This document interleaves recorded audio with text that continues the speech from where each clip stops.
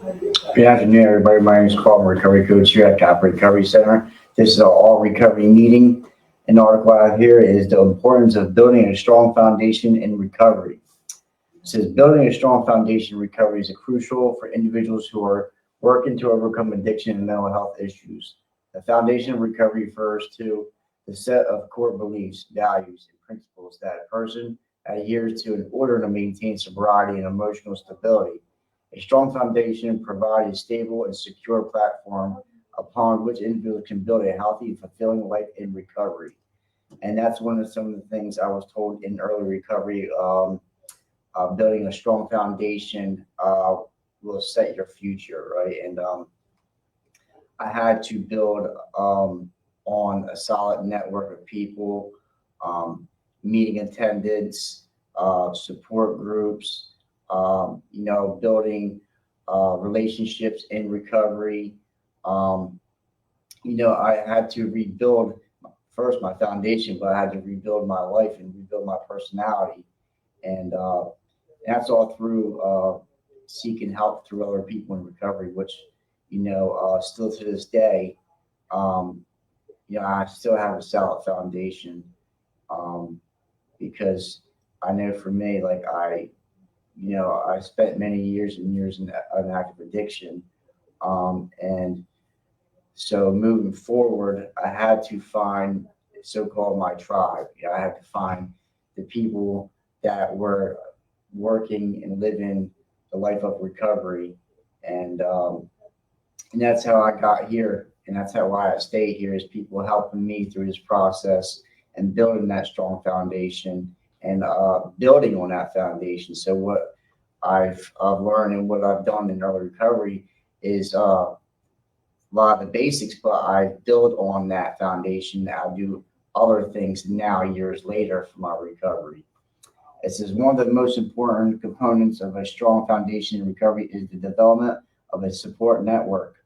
The network can include family members, friends, therapy, and support groups, and 12-step programs. These individuals can offer the support, encouragement, and accountability that is necessary for individuals in recovery to stay on track and avoid relapse. Additionally, having a support network helps to reduce feelings of isolation and loneliness that offers accompany addiction and mental health issues. And we just talked about that. Says some of the key components of building on a strong foundation is like a network of people, right? And that could be a 12-step program, a counselor, a therapist, family, friends. We need to build that support network, man, because I know for me, I tried to do things for many, many years on my own um, until I stopped using drugs and alcohol and sought professional help for one. And when I got out of treatment, um, I built a foundation in recovery. And that looks like for me, like I do a 12-step fellowship.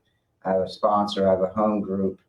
I do go to church and I was going to therapy and stuff like that. So, broaden your pathway of recovery, broaden your base. Um, for me, I need all the help that I can get, right? So I just don't do one thing. I do multiple things for my recovery. And I've learned to do that on a daily basis. I don't do it perfect, but I do it. Um, and it's necessary. It's necessary if I want a long-term sobriety. I have to do some of these things on a daily basis for my recovery to stay here, right? And we talk about being selfish, right? So like I had to be some type of selfishness in early recovery because I had to get better with self, right? And throughout the years, building my self-esteem, building my um, a new personality and changing my mindset, getting a better coping mechanism, having tools in a toolbox to deal with my problems and my situations that arise.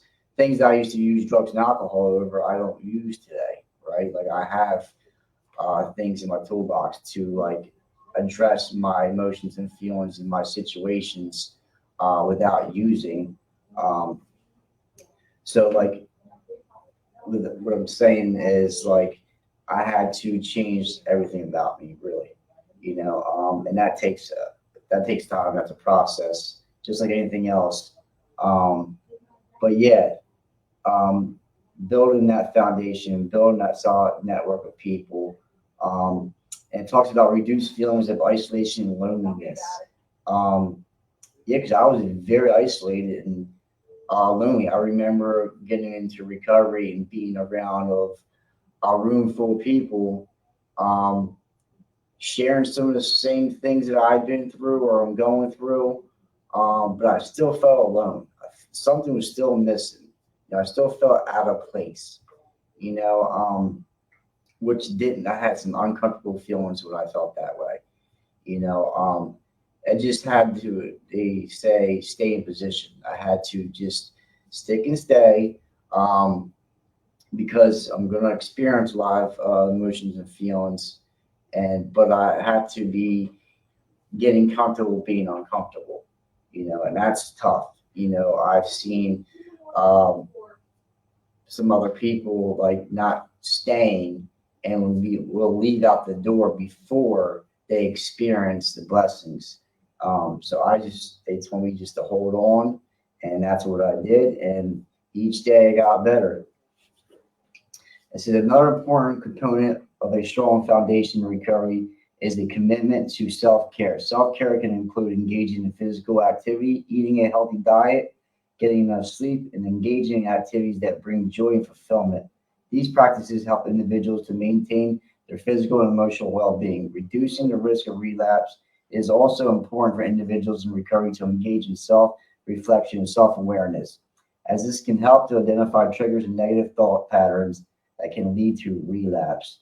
And we talk a lot about self care and recovery. Because for me, I know for me that I didn't take care of myself for many, many years, right? I wasn't going to the doctors. I was not taking care of my hygiene. Everything resolved around using drugs and alcohol. I wasn't taking care of my mental state. I was actually making it worse. Um, so getting into recovery, like I learned to love myself, take care of myself, um, because it's insanity if I'm thinking if I'm going to be able to take care of others or help others when I can't even help myself, right? So like that's why we say take care of self first. Um, and then you can continue to help others. And that's what I've done. Like I built my foundation, I built a solid network of people, and I continue to do the right thing for the right reason. All because like everything I have today is through people in recovery that helped me, guided me, and vice versa. So now I give back to others.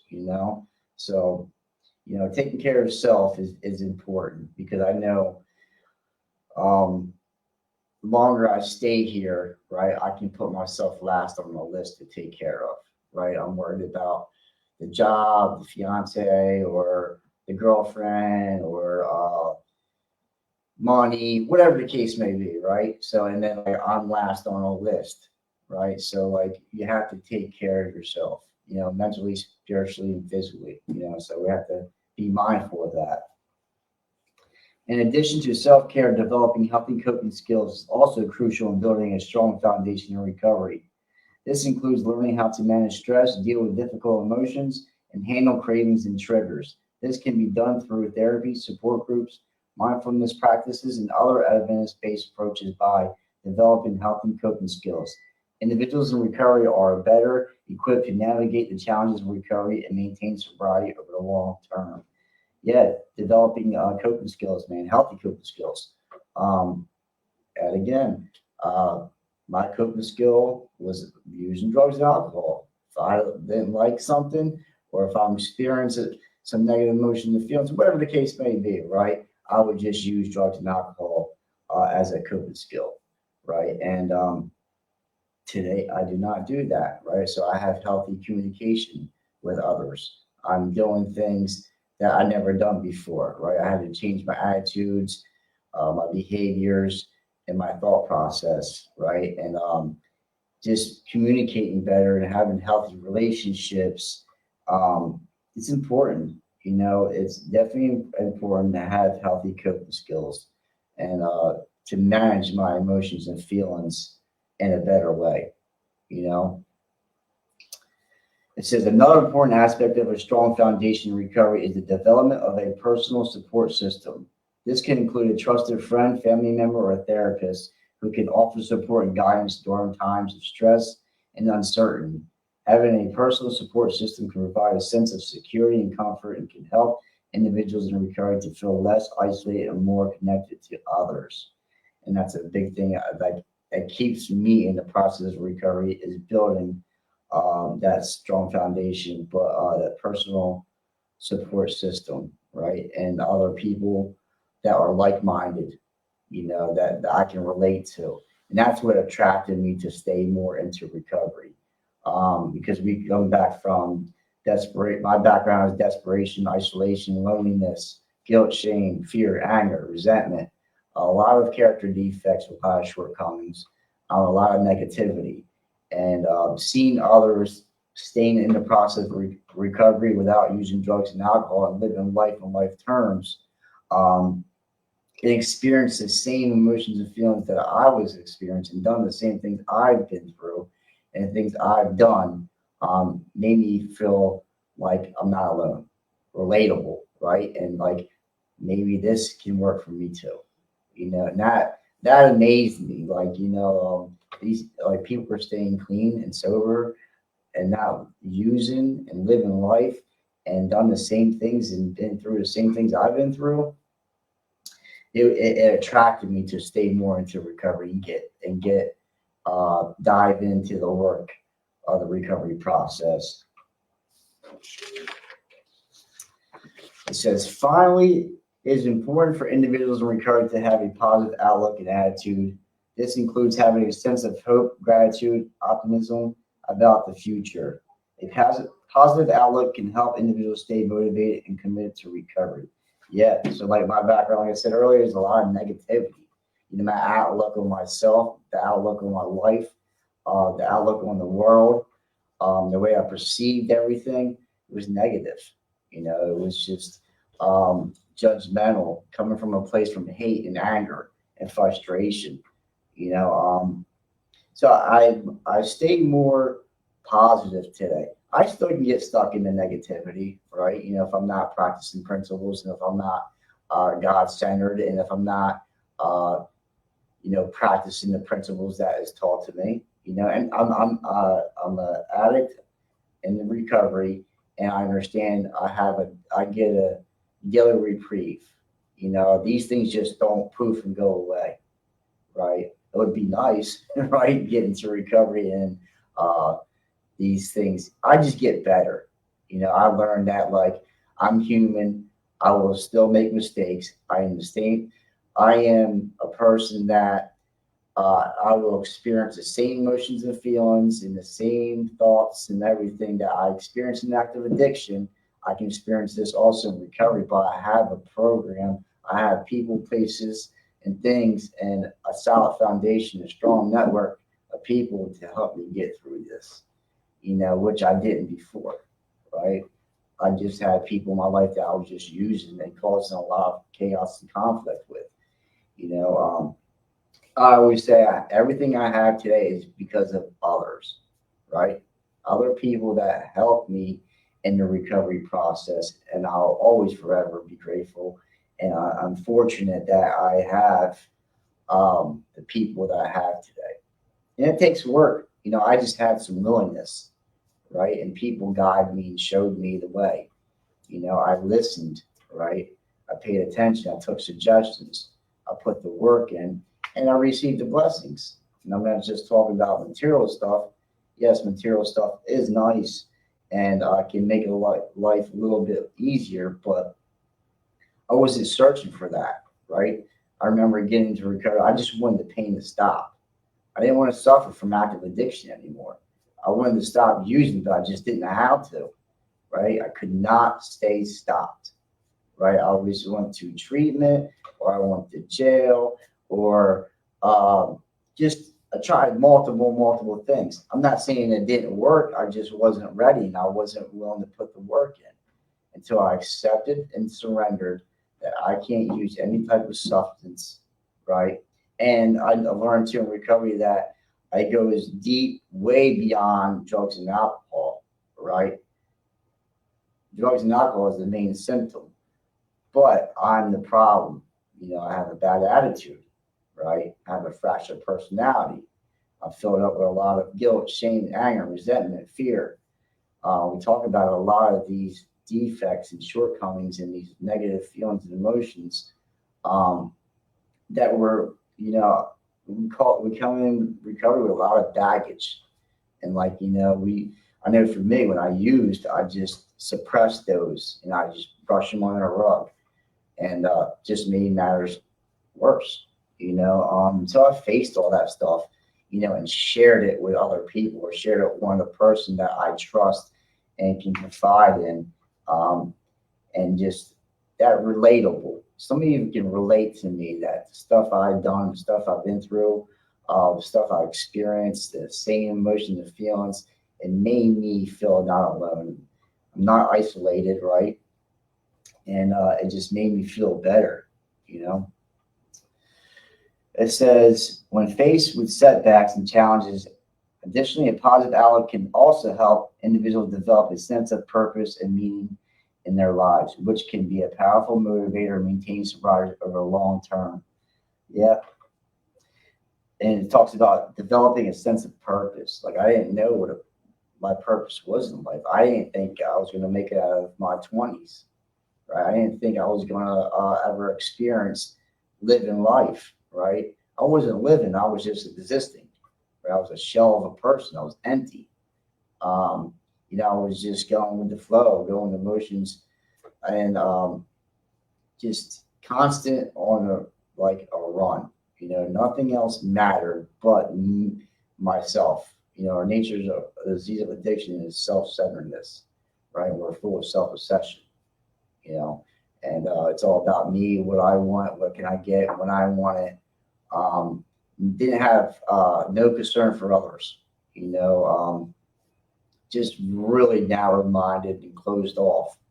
And, I suffered a lot of pain all because of that, and I don't want my past or the things I've been through or the things I experienced define who I am, right? I don't project what I did in the past onto who I can be, right? Because I'm a good person. I really am. I don't like you take the drugs and alcohol away, right? I'm a good person, right? I never focused on any of my assets, right? I didn't think I had any really.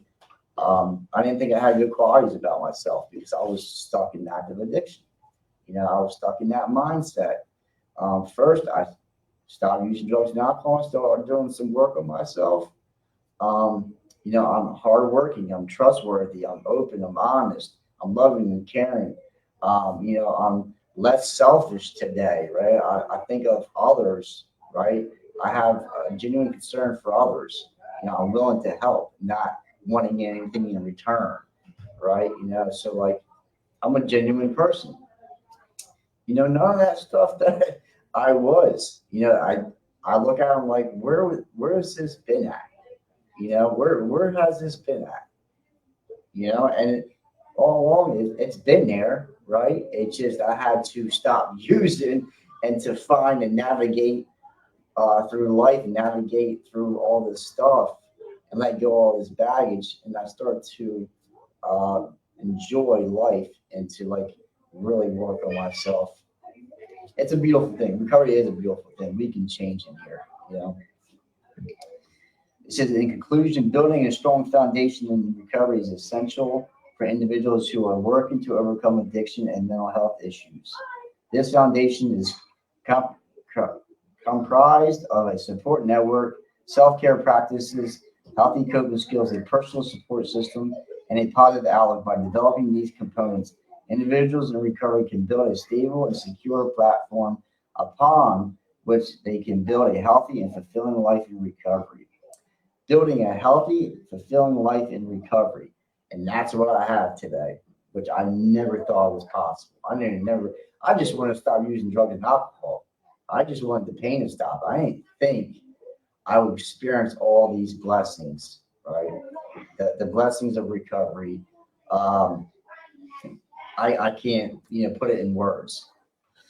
It says, by developing these components, individuals in recovery can build a stable and secure platform. Fulfilling life in recovery is important for individuals in recovery to understand that recovery is a journey, not a destination. I've learned that too. It's a journey and it's a continued journey. It's not, I get to this point and I'm done, right?